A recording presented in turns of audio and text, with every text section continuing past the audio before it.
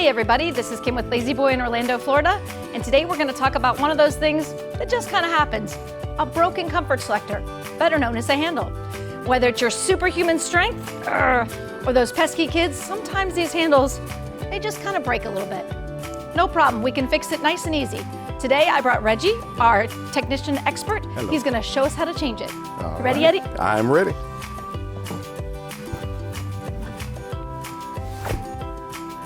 How do we do this first? Alrighty. First of all, when removing the comfort selector, you would need a T30, a Torx 30 bit.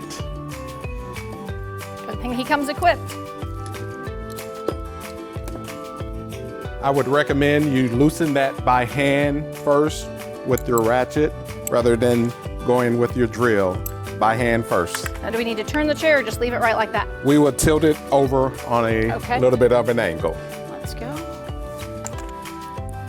So this little hole right here is what we're talking about? Little hole right there with your set screw in it. Okay. You want to take your ratchet,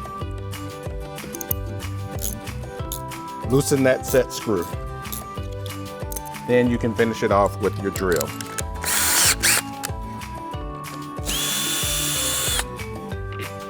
Remove the set screw. Do I just take it right off? Just slide your handle right off. Oh, look at that, nice and easy. Nice and easy. All right, so this is the new one. And install your new comfort selector. There's a square shape inside of your comfort selector. You want to put that exactly on your drive rod in that position. Okay.